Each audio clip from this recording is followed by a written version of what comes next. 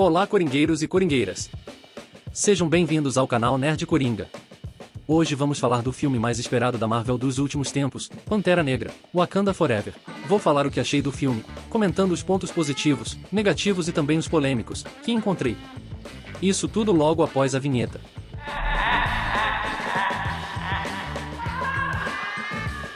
No geral, Pantera Negra 2 é um bom filme. Eu não tava esperando muita coisa dele, já que as produções anteriores da Marvel, como Doutor Estranho 2 e Thor 4, não me agradaram. O filme todo é uma grande homenagem ao ator Chadwick Boseman, que faleceu no dia 28 de agosto de 2020, devido a um câncer de cólon. O filme é um luto ao ator, ao mesmo tempo que tenta colocar alguém para vestir o manto do Pantera no lugar dele.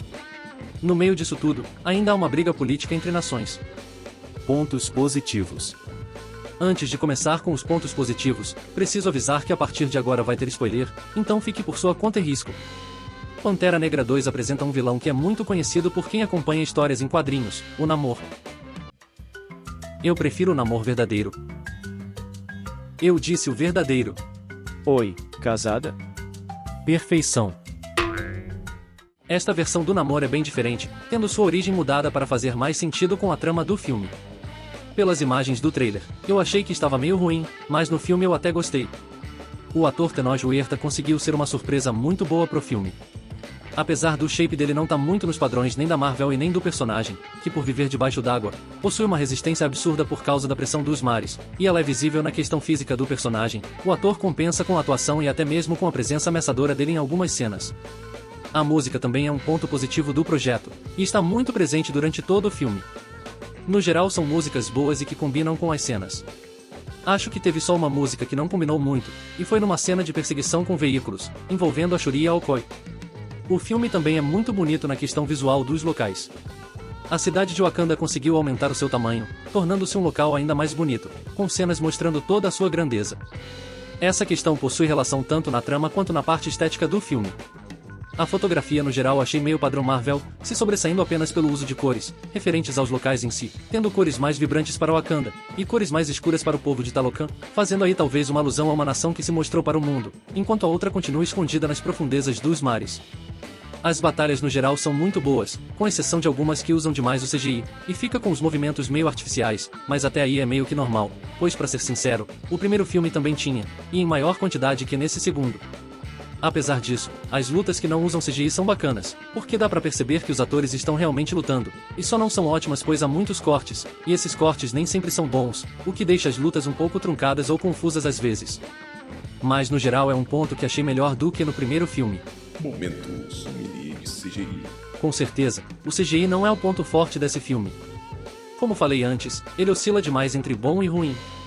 Tem cenas em que ele funciona muito bem, como em algumas lutas, e tem outras partes como na aterrissagem do Namor, ou nas lutas da Shuri vestida de Pantera, em que o CGI é meio ruim. Pontos negativos. Um ponto que eu achei muito ruim foram os alívios cômicos, que apesar de estarem pontuais durante o filme, eles não funcionam devido ao tom do filme, que me pareceu sem espaço para risadas. O filme todo é baseado no luto e puxado pro drama, com cenas de ação, então quando tentam fazer alguma gracinha, o máximo que eu consegui foi dar um sorrisinho de canto de boca, e nada mais. Outro ponto negativo que com certeza eu encontrei foi o like que você ainda não deixou nesse vídeo. Ele é muito importante para fortalecer o meu trabalho. Agora que você já deixou um like nesse vídeo, muito obrigado e vamos continuar. O filme possui muitos personagens, e era claro que muitos deles ficariam escanteados ou até mesmo esquecíveis. Um exemplo disso é o personagem do Bilbo, que provavelmente ganhou o dinheiro mais fácil da vida dele, aparecendo poucas vezes, e fazendo a atuação de sempre dele. Se tirar esse personagem não faz diferença alguma na trama. Ele tá lá só pra inserir a personagem da Condessa Valentina, que sinceramente também não faz nada e os dois poderiam estar numa cena pós-créditos. Ele também tá no filme pra ser a cota de pessoa branca e pra servir de piada. E exatamente, ele é a piada. Outra personagem que está no filme mais bem deslocada, é a Ironheart, Riri Williams. Ela é o foco do conflito entre Wakanda e Talocan.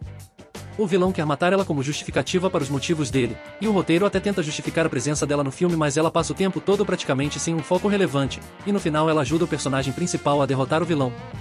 Peraí, aonde foi que eu já vi isso? De qualquer forma ficou parecendo que só colocaram ela no filme pra fazer um gancho pra série dela que ainda vai estrear. Talvez não tivesse o mesmo peso se colocassem ela numa cena extra, mas colocar ela no filme, ao meu ver, também não somou a trama, que inicialmente era focada no luto, e ela faz um papel de alívio cômico, mas como já expliquei, não funciona. Além disso, ainda temos a personagem Aneka, que aparece no início do filme, e depois é esquecida, só aparecendo na batalha final, porque tinha que apresentar as Anjos da Meia-Noite, que são as guerreiras de armadura azul. Claramente inseridas para vender bonecos, só pode.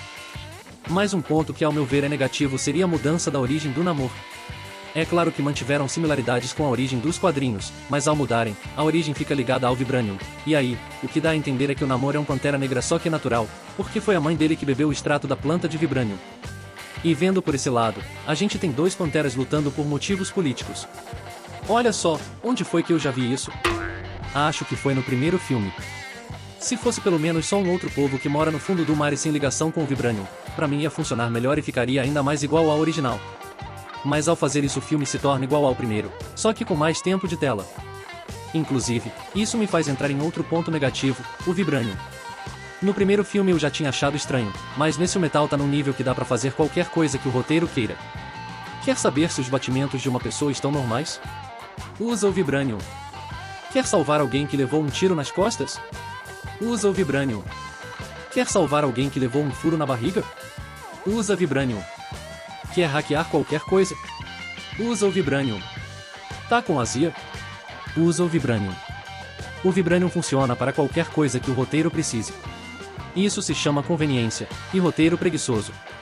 Por último, mas não menos importante, o filme é muito grande, possuindo 2 horas e 41 minutos de duração.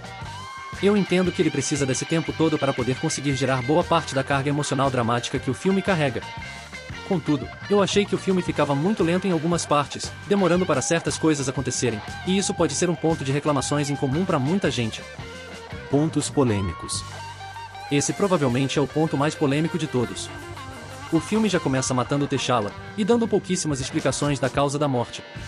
A gente sabe que foi por causa da morte do Chadwick Boseman, mas não é estranho fazer isso com um dos personagens mais icônicos da Marvel? Você pode pensar, mas o T'Challa era o Chadwick, e não tem como colocar outra pessoa no lugar dele. Eu concordo que foi ele quem deu a visibilidade e a importância do personagem ao cinema. Contudo, assim como ele foi um personagem tão importante para a representatividade negra no cinema, acho um erro privar as pessoas de tal ícone. Sem contar que trocar o T'Challa pela Shuri assumindo o manto do Pantera, não seria a mesma coisa de colocar outra pessoa no papel de T'Challa? Então por que não colocar outro ator para assumir o papel de um personagem tão querido? Porque no final, nós seres humanos somos finitos, mas os personagens são eternos enquanto houver pessoas para ouvirem suas histórias. O filme é extremamente politizado, tratando de questões geopolíticas, e também de questões sociológicas, e étnico-raciais. Então se você não curte esse tipo de filme, acho que não vai gostar desse aqui. Minha nota para Pantera Negra é 6 de 10.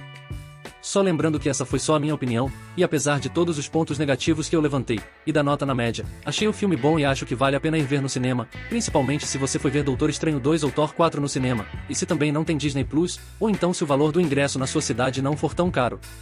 Aqui onde moro, dá para assistir pagando R$16 a inteira, e isso nos dias mais baratos. Mais uma vez, não se esqueça de me ajudar deixando um like, compartilhando o vídeo e se inscrevendo no canal, caso já não seja inscrito. Muito obrigado pela atenção e até a próxima!